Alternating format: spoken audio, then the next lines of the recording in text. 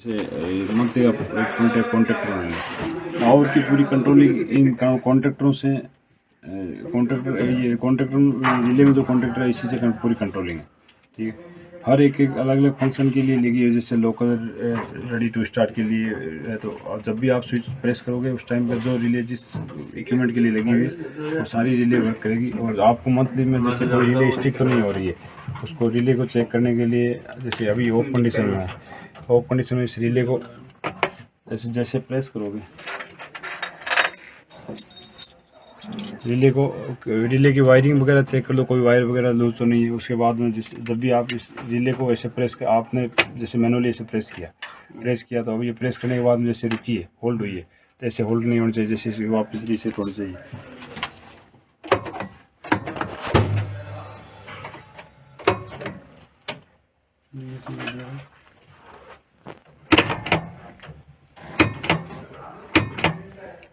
Video और ये छोड़ दी, अब ये ऑटोमेटिक यहाँ पर दबाई और वापस छोड़ दी, ये वर्क कर रही है।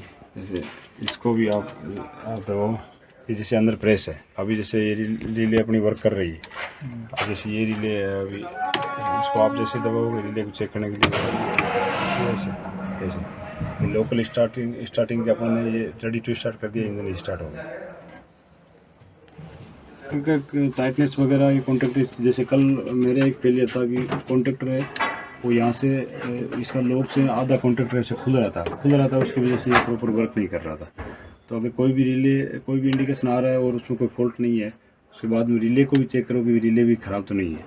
रिले को प्रॉपर देखना, किसी रिले में जैसे गर्म होकर या कोई डायोड वगैरह जल तो नहीं गया, जैसे इनके लॉकिंग में जो डायोड की कोई डायोड शॉर्ट होने से भी हो सकता है, डायोड जल गया, डायोड ज़्यादा गर्म हो गया जल गया, या डायोड टूट गया, कुछ हो गया, तो उसको प्रॉपर चेक करें पूरे पैनल को खोल के। जब भी मंथली में साफ़ सफाई भी करें और उसका कनेक्शन वगैरह सारी रिले वर्क कर रही हैं, सारी रिले को चेक करें कि कॉन्ट्रैक्टर चेक, कॉन्टैक्ट टिप्स हैं इनकी जो हर एक की लेवलिंग मार्किंग है ये भी प्रॉपर है ना, किसी की निकली हुई तो नहीं है, कोई अगर निकली हुई है तो उस वायर को ट्रेस करने में समस्या नहीं, इसलिए सारी वायर लेवलिंग वगैरह सब लगी हुई है ना। तो ये सब सारा और साफ़ सफाई क्लीन तो करना ही है। क्लीन तो जो भी हो, तो अगर हल्की डस्ट वस्ट है इसमें ब्लोर भी वो होना चाहिए जो जिससे कि केवल ड्राई सूखी एयर ऐसा नहीं होगी, मतलब कोई अनलॉक की काम करनी चाहिए। अगर ये डायरेक्टली पहले से अनलॉक है तो उसके बाद तो किसी ने जैसे छेड़ दिया या कुछ हो गया तो ये वर्क कर जाएगा। जैसे उधर केबिन में काम कर रहे हो तो इसकी लॉक की और अनलॉक की प्रॉपर काम कर रही है, ये चेक करना है। लॉक करने के बाद में ये कोई भी फंक्शन काम नहीं करना चाहिए। और इसके नीचे खोल के इसमें जो नीचे कनेक्शन वगैरह है कोई लूज तो नहीं है, इसमें भी जब कंट्रोल स्विच ऑन करते हैं तो यहाँ पे सप्लाई आती है इसमें। ये जो लगा इसके नीचे एक रिले लगी हुई है, जो रिले जो ये जो आवाज़ कर रही है ये रिले डेडमैन वाल को कंट्रोल के लिए रिले लगी हुई है। इलेक्ट्रिकल कनेक्शन भी है इसमें। जैसे ही अपन इसको अनलॉक करने के बाद ये फॉरवर्ड या रिवर्स किया जा सकता है। जैसे ही फॉरवर्ड यूज़ करेंगे तो ये पर नोच में जैसे फॉरवर्ड अपन ने जीरो कर दिया, जीरो में टोटल काम नहीं करना चाहिए। जैसे ही फॉरवर्ड या रिवर्स या फॉरवर्ड कुछ भी एक डायरेक्शन में किया उसके बाद पर स्टेप में काम करना चाहिए।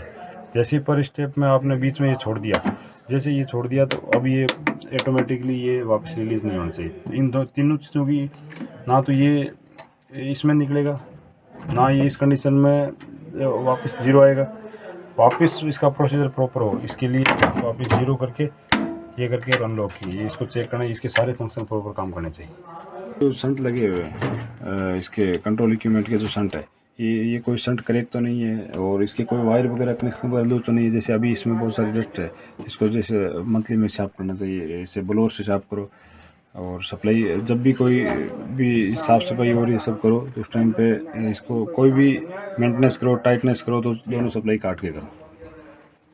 वो हैंडल करके दे रखा है वो ब्लैक वाला रेड बटन सामने, ये तो जो नीचे 3 फ्यूज़ लगे हुए हैं, 2 63 एम्पियर के और एक 32 एम्पियर का, उन फ्यूज़ को निकालने या लगाने के लिए ये हैंडल है। ये तो केवल स्पेयर हैंडल दिया हुआ है यहाँ पे। इस हैंडल को यहाँ से निकाल के हैंडल से पकड़ के लगाना चाहिए, हैंडल से पकड़ के निकालना चाहिए। ओके। फ्यूज हैंडल हो गया कुल। डायोड लगे हुए जो इससे पहला पॉइंट अपना था जो ब्लॉकिंग हो रहा है ये अगर कोई डायोड देख लो कोई स्पार्किंग तो नहीं करके डायोड कोई जला हुआ तो नहीं है ये किसी का कनेक्शन लूज तो नहीं है।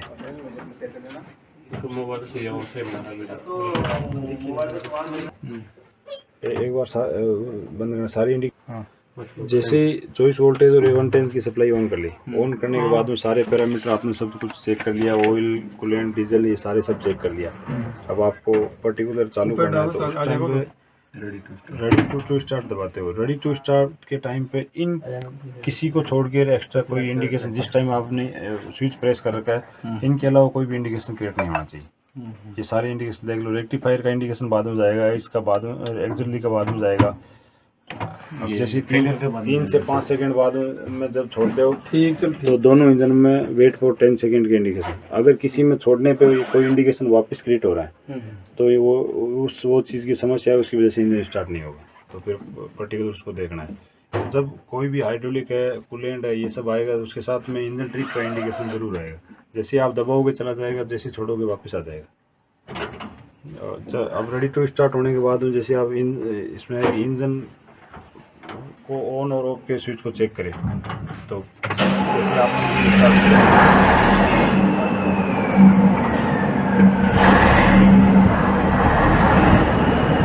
इंजन स्टार्ट होने के बाद जैसे ही 24 वोल्ट 8 वोल्टेज का अल्टरनेटर स्टार्ट होगा 110 की सप्लाई के लिए ऑक्सिलरी अल्टरनेटर चालू होगा। जैसे ऑक्सिलरी अल्टरनेटर चालू होगा उसी के साथ में जस्ट ये रेक्टिफायर का इंडिकेशन चला जाएगा और उसके बाद में केवल इन 3 के अलावा इंजन की स्टार्टिंग की कोई दिमाग नहीं बनता है। पार्किंग का भी है पार्किंग का बाद में रिलीज करने में चला जाए पार्किंग का कॉमन दिमाग है।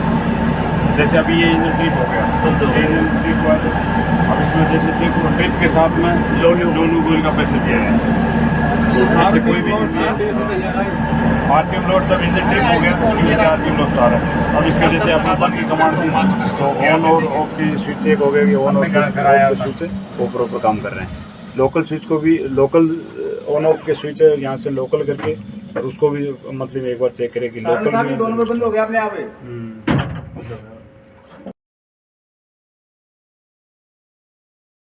में करनी है। बैटरी का वैसे शेड्यूल अपन जनरली बैटरी का 15 दिनों शेड्यूल करते हैं मेंटेनेंस एसपी एसएसपी की लेकिन टावर की मंथली तक अगर बैटरी आपकी एसपीजी वगैरह सही मेंटेन है तो मंथली मेंटेनेंस में अपन मेंटेनेंस करते हैं। तो साफ़ सफाई क्लीन करना ज़रूरी है और उसके बाद में दूसरा पॉइंट है कि वेंटिलेशन। तो बैटरी के लिए जो इधर का वेंटिलेशन है ये वेंटिलेशन प्रॉपर होना चाहिए। अगर जैसे बैटरी को गर्म हो रही है कुछ हो रहा है तो ऐसा किसी में लग रहा है तो वेंटिलेशन इसका प्रॉपर होना चाहिए। ऐसा नहीं बैटरी को पूरा पैक करके एरिया बंद कर दिया ये खुला होना जरूरी है। हाँ इसीलिए इधर का पैक नहीं है ये खुला है। यहाँ किसी प्रकार का प्लाई व्लाई लगा के बंद नहीं करना है इसको वेंटिलेशन प्रॉपर चेक करना है कि बैटरी का वेंटिलेशन प्रॉपर है। Check the battery for any water level battery का जो अपन पानी का जो लेवल है वो चेक करते हैं वो सारे सेल में सब सेल में पर्टिकुलर चेक करना चाहिए। उसके बाद में पर सेल की एसपीजी नोट करनी चाहिए। सब सारे सेल में से एसपीजी प्रॉपर आ रही है। कई सेलों में कितने आती है इसकी टावर जो जनरली अपनी 1210 1220 की जो एसपीजी आती है टावर की वो जो 500 450 या 500 एच की बैटरी है इसकी एसपीजी ज़्यादा आती है। इसकी एसपीजी आती है 1245 से प्लस 0.5 या 0.5 माइनस 1240 से लेके 1250 के बीच में इसकी एसपीजी आती है। अगर किसी सेल की भी अगर एसपीजी 1200 से अगर 1220 से भी जैसे कम आती है ना तो देखो इसकी एसपीजी कम क्यों हो रही है क्योंकि इसमें अदर बैटरियों की वजह इसकी एसपीजी ज़्यादा रहती है। कई बार 50-50 भी आती है लेकिन ज़्यादा आ रही है तो भी उसको चेक करके उसको कम करना है और अगर कम आ रही है तो भी उसको कम करने के लिए डिस्टिल वाटर डालो। हाँ कम करने के लिए तो डिस्टिल वाटर डालो और उसमें से थोड़ा बहुत घोल है उसको थोड़ा कम करो और बढ़ाना है उसके लिए तो जो इलेक्ट्रोलाइट का जो मिला के जो घोल है उसको थोड़ा सा बढ़ा के डालो और पानी का लेवल है उसको बराबर रखो। ठीक है सर 12 सेल है एक में 4 सेल है जैसे 1 2 3 4 सेल है ऐसे तीनों में 12 सेल है ये पूरे सारे सर्किट में लगे हुए। तो पर एक सेल के वोल्टेज भी चेक करना है। पर एक सेल के वोल्टेज कम से कम 2.1 वोल्टेज आने चाहिए। टोटल पूरी बैटरी की जैसे एक बैटरी की काउंट करते हो तो 8.4 वोल्टेज आने चाहिए और तीनों बैटरी का टोटल वोल्टेज चेक करते हो तो कम से कम 24 वोल्टेज मिनिमम आने चाहिए जबकि 25 से 25.5 वोल्टेज तक आते रहते हैं। तो अगर किसी बहुत बार जैसे देखते हैं तो किसी एक सेल का वोल्टेज एसपीजी कम आती है या एक सेल के वोल्टेज कम आते हैं, जिससे क्या है कि अगर एक सेल ज़्यादा वीक हो जाएगा तो फिर उसके बाद इंजन क्रैंकिंग में समस्या आएगी। भले ही वोल्टेज आपको पूरे 24 वोल्टेज एक वीक होगा दूसरे को तो वीक करेगा वीक करेगा, तो इसलिए उसकी एसपीजी और जैसे सल्फेशन आ रहा है तो मंथली में सल्फेशन हटा के और उसमें जेली लगानी चाहिए। और पानी जो प्लेट उसके अंदर जो प्लेटें हैं उस प्लेटों से कम 20 mm अबाउ तक का पानी का लेवल होना चाहिए, वाटर लेवल होना चाहिए। इसके जो ये वेंट प्लग वगैरह जो लगे हुए ये सारे सब साफ़ सुथरे और सारे सब कोई टूटा फूटा नहीं होना चाहिए। ऐसा भी नहीं किसी का ढक्कन निकले पड़े या खुला नहीं होना चाहिए। तो मंथली बैटरी का मेंटेनेंस में यही चीज़ें हैं कि और बैटरी के सारे जितने भी टर्मिनल है वो सबके टाइटनेस वगैरह चेक, कोई भी टर्मिनल लूज़ नहीं होना चाहिए। यहाँ से होकर यहाँ तक जो कनेक्शन है बैटरी का पूरा प्रॉपर वो भी पूरे टाइटनेस वगैरह सब चेक करनी है और क्लीन करनी है। लोड एमीटर का भी बता दिया, उसका भी मंथली में पॉइंट है। तो 24 जब भी अपने इंजन स्टार्ट करेंगे, स्टार्ट करने के बाद में 8 किलोवाट का जो नीचे अल्टरनेटर लगा हुआ है, केएल का जो अल्टरनेटर 8 किलोवाट का, दोनों इंजन में 2 अल्टरनेटर लगे हुए हैं। दोनों इंजन के पर्टिकुलर, ये इंजन 2 का RRU है, ये अगला वाला इंजन 1 का RRU है। तो इस RRU में जो वहाँ ऑक्सिलरी अल्टरनेटर का इंडिकेशन जब नहीं जा रहा है, इंजन स्टार्ट हो गया और उसका ऑक्सिलरी का इंडिकेशन नहीं जा रहा है, तो यहाँ के चेक करेंगे कि ये एमसीबी तो नहीं गिरी हुई है। कई बार ये एमसीबी गिर जाती है और वोल्टेज देखना फिर करने के बाद और वोल्टेज की वजह से या किसी कारण से एमसीबी ट्रिप हो जाती है तो वहाँ पर सप्लाई नहीं आएगी। उसके बाद में इसमें ये से 2 फ्यूज लगे होते हैं, एक ये फ्यूज लगा, अगर एमसीबी गिरी है इंडिकेशन नहीं जाएगा, सिर्फ इंजन स्टार्ट हो जाएगा। इंजन स्टार्ट हो जाएगा, इंजन तो अभी बैटरी चार्ज है उसकी, उस बैटरी से स्टार्ट हो जाएगा, परंतु वो चार्जिंग नहीं करेगा वो ये। और कुछ सर्किट जो डायरेक्ट जो अल्टरनेटर से डायरेक्ट इसकी आउटपुट से डायरेक्ट जो चलने वाला सर्किट है वो कोई भी सर्किट काम नहीं करेगा। इसलिए और उसका इसका इंडिकेशन भी आएगा। तो इंडिकेशन जब आता है तो अपने को यहाँ के चेक करना है कि यहाँ एमसीबी ट्रिप तो नहीं है। एमसीबी अगर ट्रिप नहीं है तो फिर इसके फ्यूज, दोनों फ्यूज, जो थ्रस्ट टेम्पर का फ्यूज है उसको चेक करना है और ये वाला फ्यूज चेक करना है। तो ये दोनों फ्यूज चेक करने के बाद में लगा कि उसके बाद भी सप्लाई नहीं आ रही है, तो ये फ्यूज अगर सही है, सप्लाई नहीं आ रही है, तो उस यहाँ पे चेक करेंगे। ये अल्टरनेटर का इनपुट है, RYB 3 फेस अल्टरनेटर है, वो 3 फेस AC सप्लाई देता है। RRU 3 फेस AC सप्लाई को 110 DC में कन्वर्ट करके देता है। 110 अपने को 110 में यूज़ लेना था इसलिए उसको 110 बोलते हैं। बाकी ये जनरली 120 या 115 या 125 पे सेटिंग होती है कि 115 वोल्टेज आउटपुट देता है, किसी में 120 की सेटिंग में, इसकी 120 से +5 -5 ये सेटिंग रहती है। 100 मैक्सिमम 125 तक अपन इसको रखते हैं। तो इसके पहले RYB पे तीनों में phase to phase AC voltage check करेंगे। AC वोल्टेज इसके 90 या 95 के समथिंग AC वोल्टेज शो करेगा। इसका मतलब अल्टरनेटर आउटपुट दे रहा है। अगर इधर से आउटपुट नहीं आ रहा है, AC के वोल्टेज आउटपुट नहीं प्राप्त हो रहे, तो अपने इसको चेक करेंगे। ये टर्मिनल तीनों अलग ये वाले हैं क्या? ये RYB के तीनों 3 फेस के 3 टर्मिनल है, इन तीनों में चेक करेंगे। न्यूट्रल नहीं होता, जब 3 फेस सप्लाई होती है उसमें न्यूट्रल नहीं, उसमें phase to phase supply check होती है। फेस टू फेस, हाँ, तो उसमें फेस टू फेस चेक होती है। दो फेजों के बीच में वोल्टेज चेक की जाती है। 98 कितनी तक 100 नहीं, इसमें 90 से वैसे तो 88 से लेके और 95 है। इसके बीच में वोल्टेज प्राप्त होते हैं। किसी में जैसे 95 प्राप्त हो रहा है, किसी में 94 है, ऐसे वोल्टेज प्राप्त होंगे। इसमें लगभग 90 के आसपास वोल्टेज रहेंगे, इसमें AC के वोल्टेज रहेंगे। अगर इसमें इनपुट नहीं मिल रहा है तो अपन सबसे पहले इन वायरों में, ये दोनों वायर है, इनमें चेक करेंगे कि इनमें आउटपुट वोल्टेज, ये फील्ड एक्साइटेशन है, अल्टरनेटर की जनरेटर वाली सप्लाई है। ये अल्टरनेटर को 10 से 12 वोल्टेज सप्लाई देते हैं आइडल में। जैसे जैसे इंजन की स्पीड बढ़ती जाती है वैसे वैसे उसके राउंड बढ़ते जाते हैं, उसके अकॉर्डिंग वोल्टेज का समान लेवल बना रहे, उसके लिए इसमें एक्साइटेशन की वोल्टेज है वो कम होते जाएंगे। अगर एक्साइटेशन के वोल्टेज साथ में बढ़ रहे हैं तो ये OVP ये ट्रिप करेगी बार बार। जैसे वोल्टेज 145 से अबव जाएगा, इसका 120 से 25 मैक्सिमम जो अपनी रेंज है, इतनी रिक्वायरमेंट है। अगर वोल्टेज ज़्यादा जा रहा है और जा रहा है तो अपन यहाँ के चेक करेंगे तो अपने को ये बार बार MCB ट्रिप हो रही है। MCB ट्रिप हो रही है तो इससे एक्साइटेशन चेक करेंगे, पर नोच पे चेक करेंगे 10 से 12 वोल्टेज इसका आइडल वोल्टेज होता है। जैसे जैसे इंजन के 1 नोच 2 नोच जैसे बढ़ाते जाएंगे वैसे वैसे इसकी वोल्टेज कम होते जाएंगे। 8 नोच पे 4 से 5 वोल्टेज आ जाएंगे बताएंगे आप। ये डीसी की वोल्टेज है। अगर इसमें वोल्टेज नहीं आउटपुट नहीं जा रहा है तो अल्टरनेटर को एक्साइटेशन नहीं मिल रहा है। एक्साइटेशन नहीं मिल रहा है उसकी वजह से अल्टरनेटर आउटपुट नहीं दे रहा है। आउटपुट नहीं दे रहा है उसकी वजह से इसको इनपुट नहीं मिल रहा है। इसको इनपुट नहीं मिलेगा तो ये 110 की डीसी आउटपुट नहीं देगा। तो ये पूरा सर्किट को जब अगर इसी को समस्या आती है जब इसको पूरा इस तरह से पूरा सर्किट को चेक करते हैं कि अल्टरनेटर नॉर्मल है, वहाँ इंजन चल रहा है, अल्टरनेटर की कोई सॉफ्ट वगैरह ये सब प्रॉपर अल्टरनेटर घूम रहा है, तो यहाँ आके अल्टरनेटर इनपुट चेक करेंगे। इनपुट चेक करने के बाद में एमसीबी फ्यूज वगैरह सब चेक करेंगे। फिर इसका इनपुट अगर आ रही है तो और बार बार ट्रिप कर रही है तो इसका एक्साइटेशन वोल्टेज पर चेक करेंगे। अगर एक्साइटेशन वोल्टेज कंट्रोल नहीं हो रहा है तो और वोल्टेज की वजह से एक्सटेंशन का काम क्या है इसका?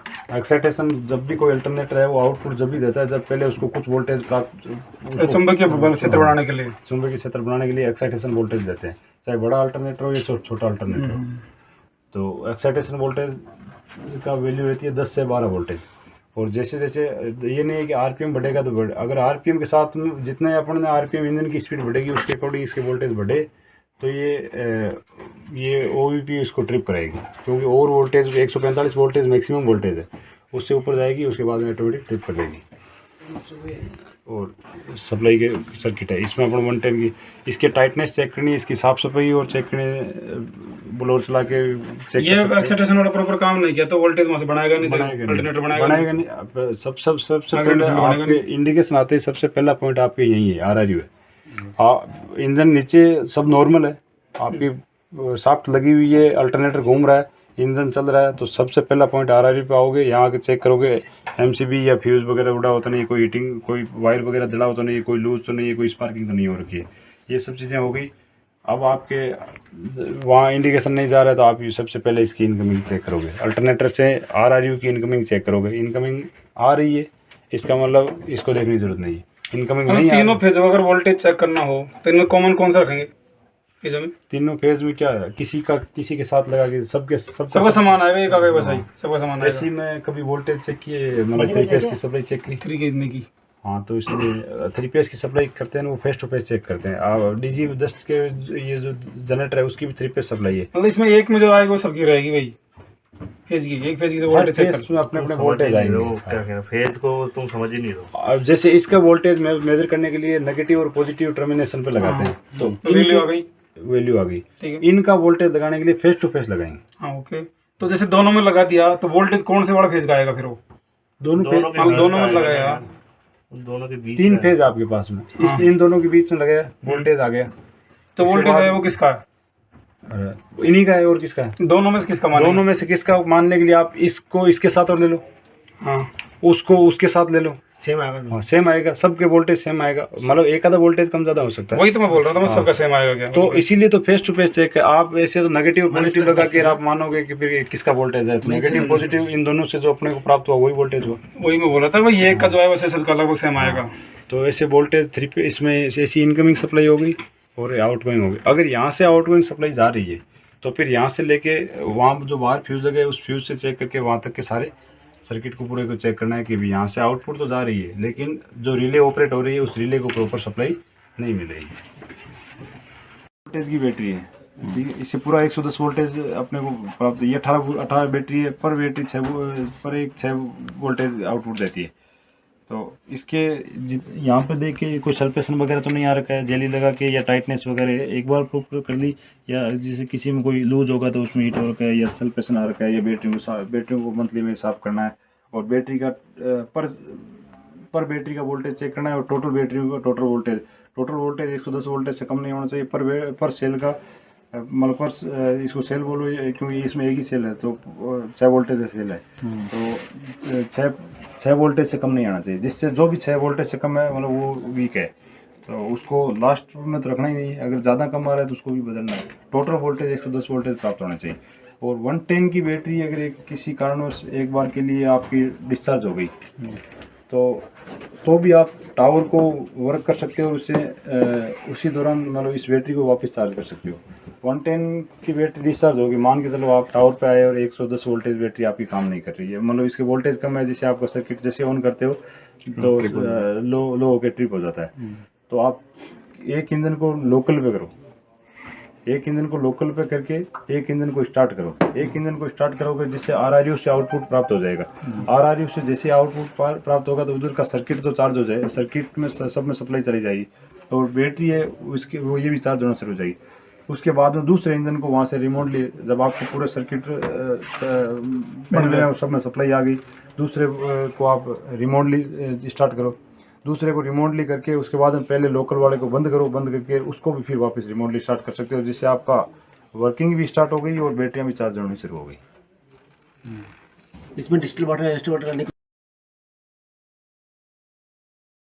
बैटरी को चार्ज किया और जैसे बैटरी प्रॉपर चार्ज नहीं हो रही है और बैटरी के किसी सेल के वोल्टेज कम आ रहे हैं या बैटरी के वोल्टेज कम आ रहे हैं या गाड़ी अपनी स्टार्ट नहीं हो रही है, तो अपन शेड में खड़ी गाड़ी में बाहर से 230 की सप्लाई देके बंद गाड़ी में उस कंडीशन में उधर की 24 वोल्टेज और 110 वोल्टेज सप्लाई काट दो, बंद गाड़ी में खड़ी गाड़ी में बैटरी चार्ज करने के लिए एक एडिशनल चार्जर दिया। अच्छा, वो सप्लाई काट के देंगे वहाँ से हैं? हाँ, वो सप्लाई काट के रखो, जिस टाइम पे इससे बैटरी चार्ज कर रहे हो उस टाइम पे उधर की सप्लाई काट के रखो। आप खड़ी गाड़ी में एक्स्ट्रा एडिशनल चार्जर है, जिससे बैटरी अगर आपको ट्रिगल जैसे बूस्टर पर चार्ज करनी होती है उस तरह से चार्ज करने का एक प्रोसीजर है, क्यों उसमें 24 वोल्टेज पे ही काम, वो 27 वोल्टेज मैक्सिमम, इसमें 24 वोल्टेज का भी ऑप्शन है, इसमें 27 वोल्टेज का भी ऑप्शन है, इसमें 30 वोल्टेज का भी ऑप्शन है, इसमें 32 का भी है। ये फास्ट चार्जर है एक प्रकार का। अगर बैटरी आपकी डिस्चार्ज होगी तो फास्ट चार्ज भी, इससे फास्ट चार्जिंग की जा सकती है।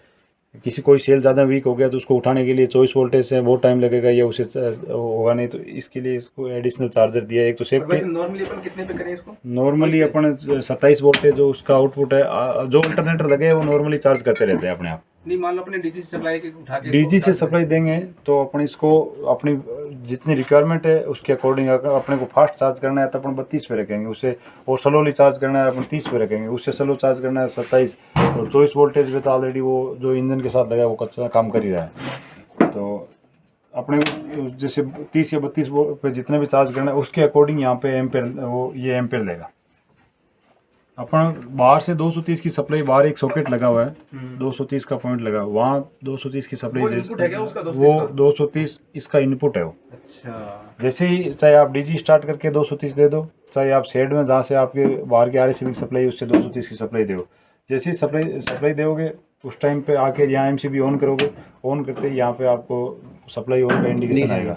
इंडिकेशन आने के बाद में आपकी बैटरी कितनी चार्ज है वो वोल्टेज अभी इसमें दिखाई रहा है, और अब आप जितने एम्पियर पे चार्ज करना चाहते हो उसके अकॉर्डिंग ये एम्पियर मीटर काम करेगा, आप बैटरी को कितने फास्ट चार्ज करना चाहते हो, ठीक है।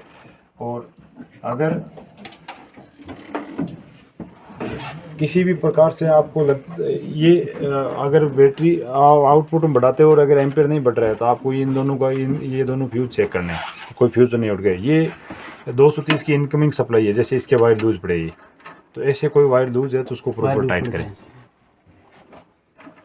ये जो वायर लूज है, जैसे आपने उधर से लगाया अंदर ही स्पार्किंग होगी इस तरह का, इसमें जैसे ये संट लगा हुआ है, संट हुआ या कैपेसिटर हुआ या ट्रांसफार्मर हुआ, इसके कोई भी नट बोल्ट वगैरह लूज नहीं होना चाहिए, साफ सफाई होनी चाहिए और प्रॉपर टाइटनेस के साथ में कोई वायर के लग वगैरह सब proper fitness, proper tight fit पूरा होना चाहिए, ठीक है।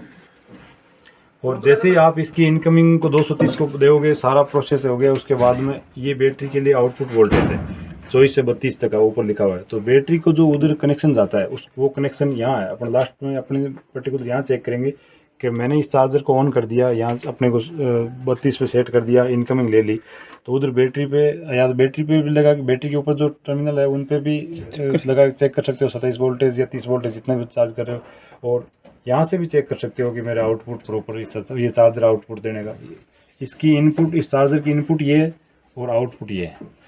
आउटपुट के लिए वो दो लगे ऊपर वाले जो लगे हुए वो है, इनपुट के लिए इनपुट 230 वोल्टेज मिनिमम है, आउटपुट मैक्सिमम 30 वोल्टेज।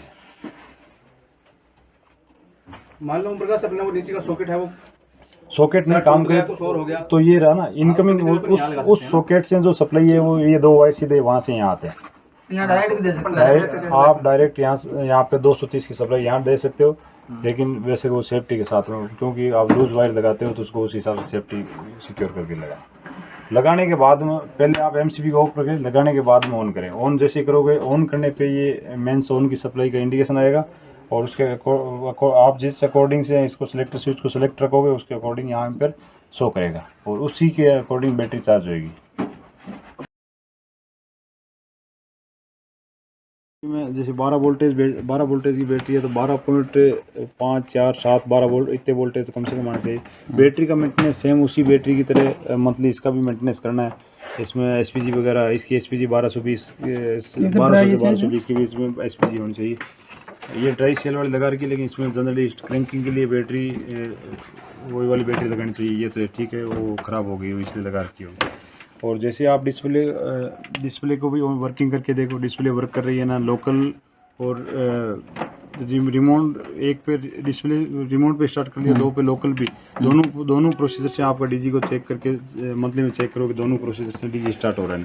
जैसे आप रिमोटली स्टार्ट करते हो, यहाँ पे कोई भी हूटर बज रहा है, कोई भी इंडिकेशन आता है, तो उस इंडिकेशन को आप देखोगे, यहाँ पे जो इंडिकेशन आ रहा है ना, वो उस फॉल्ट को पहले क्लियर करोगे। जैसे अगर इसमें कूलेंट का इंडिकेशन आ रहा है, इसमें कोई लो लूब ऑयल है तो उसकी सेफ्टी ऑपरेट हो रही है, या टेम्परेचर का इंडिकेशन आ रहा है, टेम्परेचर की सेफ्टी ऑपरेट हो रही है, या लो वोल्टेज का आ रहा है, या इसका इमरजेंसी पुश बटन लोड का आ रहा है, इमरजेंसी पुश बटन है, या स्टार्ट टू फेल का आ रहा है, पीछे सोलेनोइड स्विच लगा है वो ख़राब हो रखा है।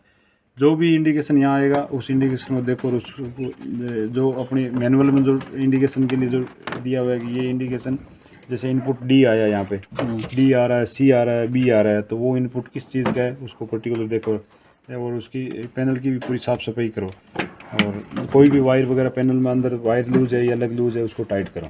इसमें सर चार्जर ऑन का नहीं आता, ये तीनों ये डिस्प्ले चलती नहीं, चार्जर ऑन ये वाला नहीं चलता उसमें। चार्जर ये तीन फेस की, जब भी आप डीजी स्टार्ट कर दोगे तो तीनों फेस के लिए इंडिकेशन है, ये आएगा नहीं। क्यों? ये जब आप बाहर से 230 वोल्टेज की सप्लाई दोगे, इसमें एक एडिशनल चार्जर लगा हुआ है, उस चार्जर से वो चार्जर जब ऑन होगा उस टाइम पे ये चार्जर का इंडिकेशन ऑन होएगा, उस टाइम पे आपका ये इसको ऑन करोगे, फिर ये चार्जर ऑन होगा और ये एम्पेयर मीटर से बड़ी बैटरी चार्ज करेगा।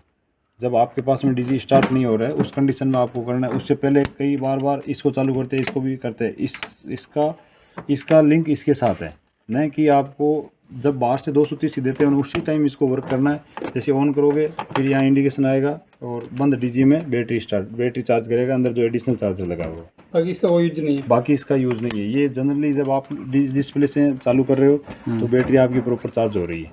वो बैटरी चार्ज हो रही है ना, उसके लिए आपके सामने फैन बेल्ट लगी हुई है, अल्टरनेटर वर्क कर रहा है। अल्टरनेटर का आउटपुट भी यहाँ चेक कर सकते हो, जैसे बैटरी के प्रॉपर खुद की वोल्टेज और इसके अल्टरनेटर के आउटपुट वोल्टेज यहाँ आते हैं। डिस्प्ले में आप जैसे जैसे जाओगे ना, हर चीज़ का पैरामीटर दिया है, जैसे डीजी में फ्यूल कितना है, डीजी टेम्परेचर कितना है, जैसे 12.6 वोल्टेज अभी चार्ज है, जैसे इसका अल्टरनेटर का वोल्टेज भी आएगा, अल्टरनेटर कितने वोल्टेज पे चार्ज कर रहा है, सारा है। अल्टरनेटर की आउटपुट इसमें शो करेगी, आपकी बैटरी चार्ज हो रही है नहीं, वो यहाँ शो करेगा। आप अगर इसको लोकल स्टार्ट करते हो तो लोकल स्टार्ट के टाइम पे बैटरी चार्ज नहीं करेगा, इसलिए लोकल स्टार्ट आप जितना चलाया है, इमरजेंसी आपने लोकल चलाया है, तो उस अगर बैटरी डिस्चार्ज है तो उस बैटरी को डायरेक्ट बाहर से दे के सप्लाई, अंदर जो चार्जर है उसको सप्लाई दे के इसको ऑन करके बैटरी को वापस चार्ज करें।